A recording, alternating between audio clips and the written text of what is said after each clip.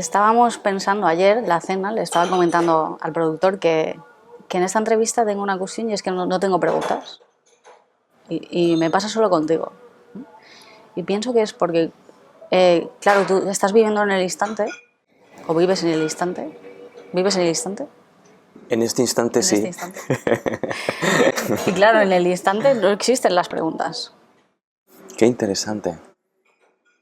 O no las que las que no tengan respuesta. Quiero decir, Eso yo es. hago una pregunta, en este instante, pregunta que me surge, viene con la respuesta. Y que digo, entonces, ¿para qué voy a preguntársela? Es así. Al vivir tú en el instante, sin querer me esfuerzo yo a estar viviendo en este instante, o quizás ya lo hacía, no lo sé, pero no encuentro preguntas que hacerte que no sean desde el instante. Tendría que salirme del instante para hacértelas. Así es. Pero eso es muy bonito verlo. Porque te das cuenta cuantísimas preguntas tú te haces a lo largo del día que no tienen nada que ver con el instante. Y que las respuestas que aportan esas preguntas no te aportan nada en el instante. Porque como tú dices, cuando la pregunta nace en el instante, que es parida en el instante, nace respondida. Porque el instante es la respuesta a esa pregunta. Y cuando no la preguntas desde el instante, en realidad tú no puedes darme la respuesta. Eso es. Por eso cuando yo escucho una pregunta que no viene del instante, lo que hago es llevarla al instante y responderla desde el instante. A mí todas las preguntas me llevan un instante para poder escucharlas desde ese instante, desde el que escucho, para poder responder desde ese lugar. Es más, muchas de las preguntas, para mí, implican respuestas que yo no sé. Porque el instante responde de una forma que es ¡wow! No sabía esto, no había visto esto. Entonces desde fuera parece que yo voy respondiendo preguntas en función de lo que yo sé y que sé mucho, pero en realidad es al contrario. No tengo ni idea de nada y lo que hago es usar la pregunta para que la pregunta me muestre la respuesta. Pero es un juego muy interesante este. Para mí es apasionante. Porque anoche jugábamos a preguntas que había preparado el productor, ¿no? Por si acaso.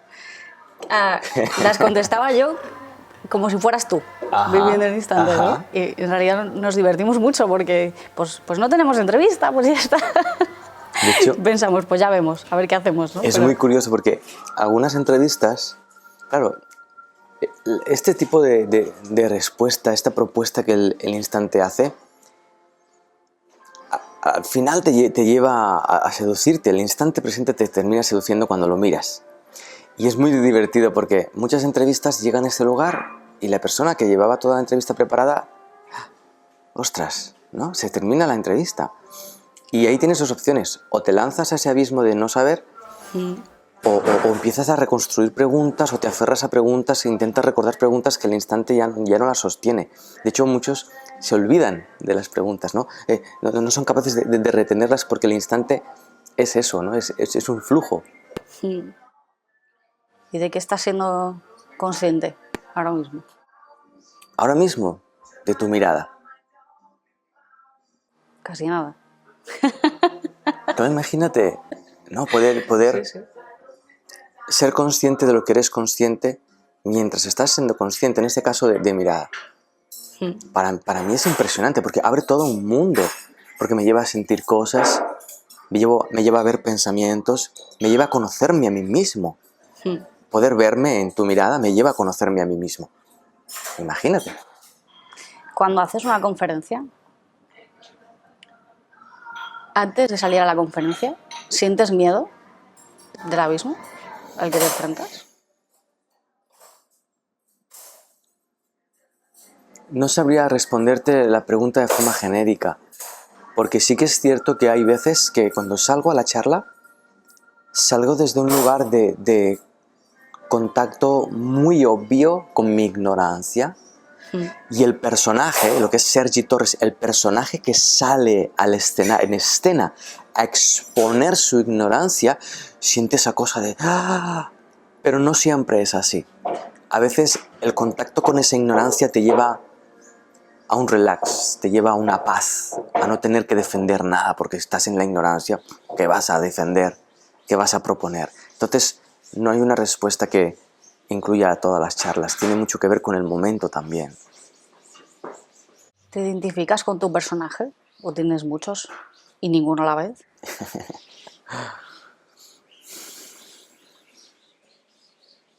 Mi personaje está ahí. Lo puedo ver. Y verlo me lleva a no depender de él, a no ser esclavo de él. Entonces puedo ver cómo ese personaje tiene sus propios roles. Ahora soy el rol de ser entrevistado. Pues sí, se construye un rol en mi mente, pero puedo contemplar ese papel y poder incluirlo, abarcarlo, en lugar de estar sometido a las respuestas que te responden por un fin personal del personaje, del quedar bien, del mostrarse, porque el personaje quiere eso. Entonces puedo ver cómo surge el personaje y cómo el personaje es usado para mantener una conversación, pero sin depender de él. ¿Sabes distinguirlo entonces bien el personaje? Todo el mundo sabe. Lo que pasa es que no todo el mundo se atreve a hacer frente a eso. Ya. Todo el mundo sabe, cuando uno siente duda, cuando uno siente desconfianza, cuando uno siente dolor, está en el personaje. Cuando uno siente un deseo que le lleva a sentir frustración presente, está en el personaje. Todo el mundo lo sabemos. ¿De pequeño ya eras consciente del personaje? Los recuerdos de más pequeño que tengo, no era consciente del personaje. Era consciente de un cuestionamiento acerca de mí estando en este mundo. Pero no recuerdo ser consciente del personaje. El personaje empieza a forjarse más cuando tenía 7 años, 8 años, 9. Cuando empiezo a preguntarme cosas que empiezan a forjar el personaje. Cómo tener éxito en los estudios o cosas así. ¿Recuerdas el día que decidiste que ibas a hacer una conferencia? ¿Qué surgió? Recuerdo el día en que me pidieron que hiciera algo así. Y recuerdo la sensación de tomar la decisión de no interferir. Queda extraño eso, pero de exponerme a eso. Si iba a sentir nervios, de exponerme a los nervios, de conocer mis nervios, de atender lo que iba a experimentar allí, más que en preparar la charla. ¿Qué aprendiste de esa charla? ¿Aprendiste algo? Imagino que sí, como todas, ¿no? Pero... Sí. Aprendí que pudiera ser que estaban haciendo una función para mí. Aprendí que no tenía ni idea de lo que eso significaba. Aprendí que si quería hablar a otra persona, había la opción de estar atento a ese espacio interno de ignorancia en lugar de intentar decirle algo a esa persona para que supiera lo que yo sabía. Descubrí todas esas cosas. Descubrí que hay toda una información que está ahí para ser hablada, para ser escuchada, y que el acceso es muy simple si tú estás ahí en lugar de pretender estar ahí. ¿Ha sido un reto eso, no interferir en las conferencias como tu personaje? Sí, sin duda. Sin duda. Además, esto toma una forma cuando tú me preguntas por recuerdos, ¿no? Me estás preguntando por recuerdos. Entonces, cuando yo uso mis recuerdos para responder, nace un proceso, ¿no? Cuando uno mira los recuerdos, pues hilvana, construye un proceso, ¿no? Y en ese proceso, que tiene que ver con lo personal, con el personaje, veo como ese proceso pasa por aprender a vivir en ese reto, a vivir, a estar en ese lugar de pillarse a uno mismo pretendiendo algo. Entonces he visto como mi mente, como mi inteligencia personal se iba desmantelando. Veía como no necesitaba, la necesidad de mostrarte a ti cuánto sé y qué sé aprendido de mi pasado desaparece. Pero eso es una ventana al presente brutal. ¿Eso fue desde la primera o has ido aprendiéndolo? ¿Es un proceso? Al mirar a los recuerdos se ve un proceso, porque los recuerdos se encadenan uno a otro y puedes ver el proceso. Pero cuando eres honesto y miras el recuerdo, por ejemplo, el de la primera charla, te das cuenta de que el final del proceso ya estaba allí.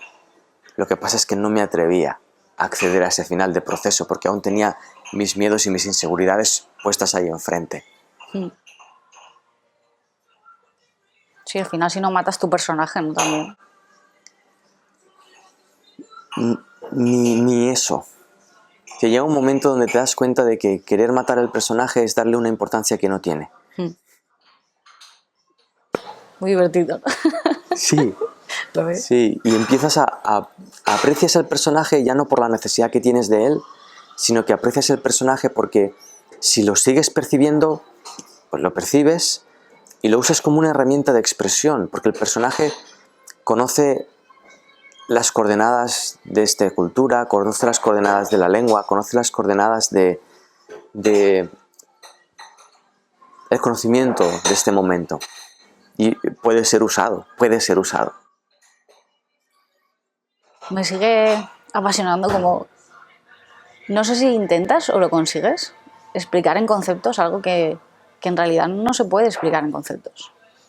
O sea, ¿tú consideras que lo consigues? Yo no tengo la sensación de conseguirlo. Tampoco tengo la sensación de intentarlo. Yo uso el instante. Eso sí, pero no como un intento, sino como, ostras, ya que se me da este instante, déjamelo usar. Déjame mirar qué pienso ahora. Déjame mirar qué ideas tengo ahora. Déjame ver qué hablo. Déjame ver, ¿no? Y ahí hay una simplicidad. ¿En algún momento has pensado en hacer otra cosa que no sea eso? Sí. Sí. Sí. De hecho, desde un principio mantuve esta actividad, vamos a llamarlo así, a charlas, a talleres, desde una mirada que no se aferrase a eso.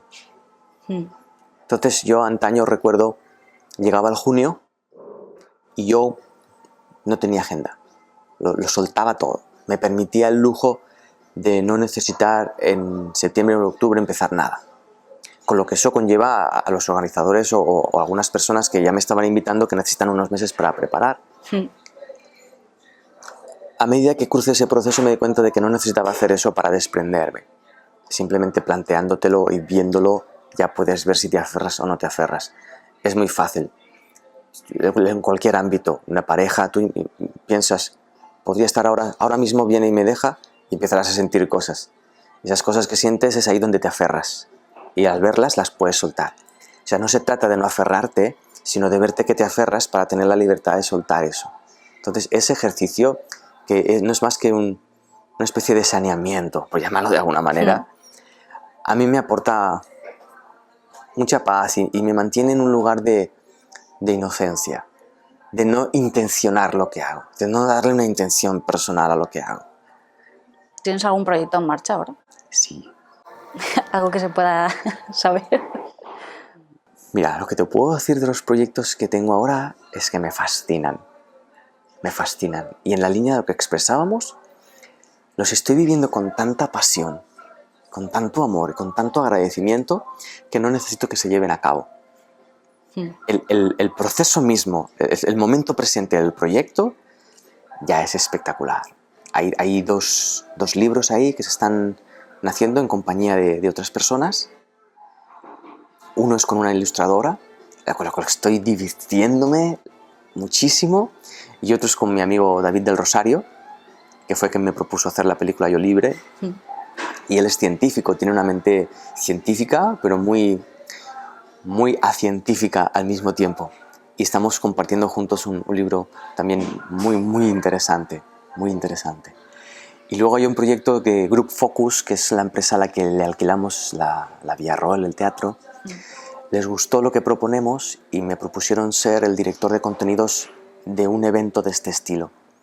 donde estamos pues, generando un espacio de autoindagación, de compartir los que nos reunamos allí, va a ser en un teatro, pues que compartamos cosas que, por ejemplo, las emociones. Sentimos, somos seres que sentimos, somos seres sintientes y no sabemos sentir todavía. Sentimos tristeza y uy, uy, uy, uy, uy. Parece que no sabemos qué hacer cuando llevamos años sintiéndola, ¿no? Pues, entonces, indagar en el hecho de sentir, por ejemplo. Y esos 3 proyectos que están ahora vivos en mi vida me fascinan, me fascinan. Los niños se hacen esto, ¿no? Sí sienten. Si es que venimos de allí y venimos de pasárnoslo muy bien. No nos molestaba sentir ira, porque sabíamos que en esa pasión de la ira, en esa intensidad estaba el hecho de que existo, estaba la vida. No había una preocupación en ello.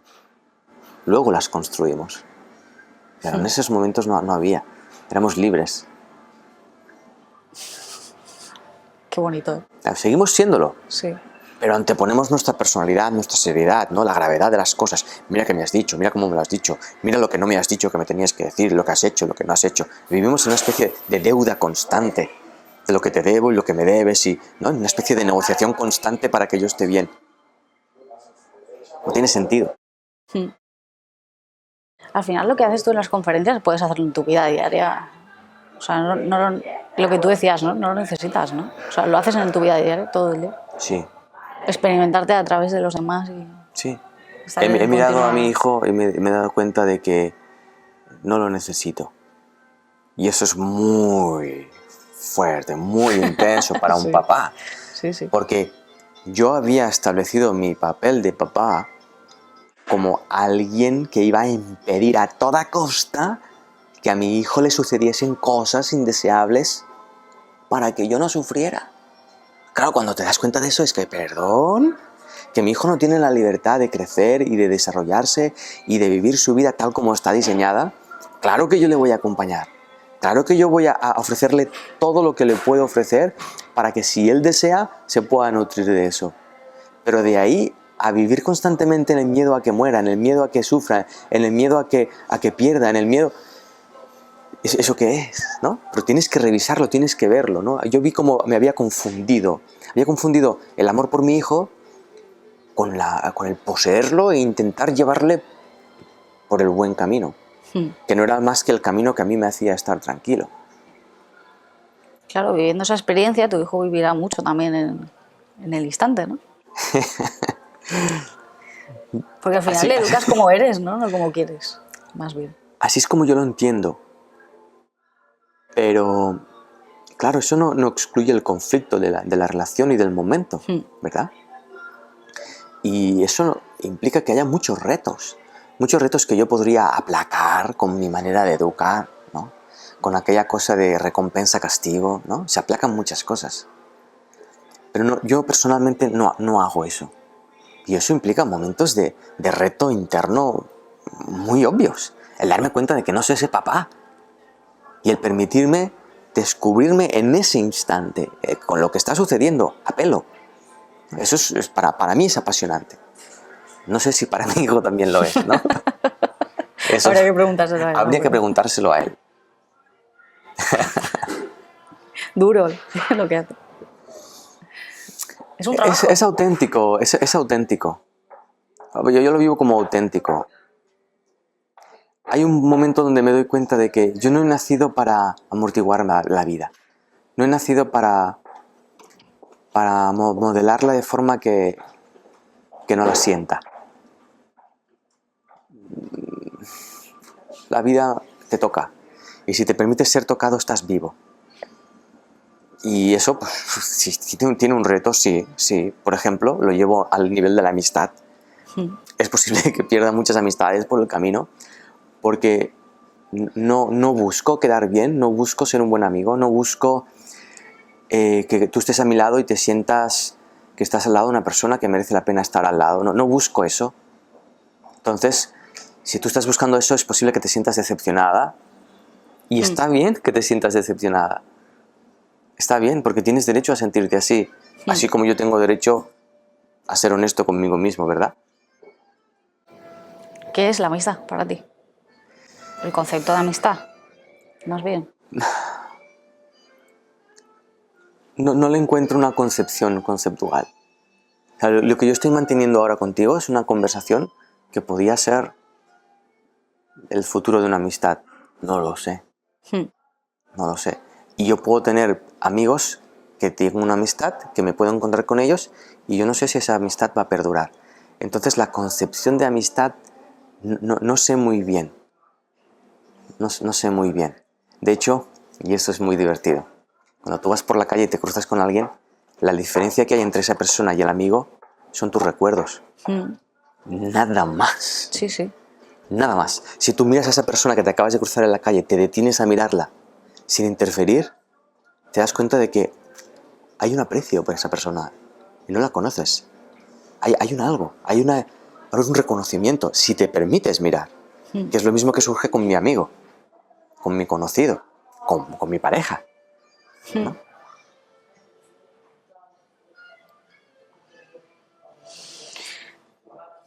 Cuando hablas en las conferencias, en realidad el resto interpretamos lo que dices, ¿no? Entonces, en realidad daría igual que estuvieras hablando que estuvieras en silencio una hora, ¿no?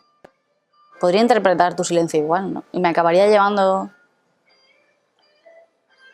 No sé si lo mismo, pero al final solo te puedes llevar lo que tú quieres ver, ¿no? En ese momento. Así es. ¿Alguna vez has hecho un silencio muy largo?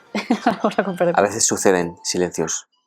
De hecho, en la mayoría de charlas yo entro, me siento en silencio un rato.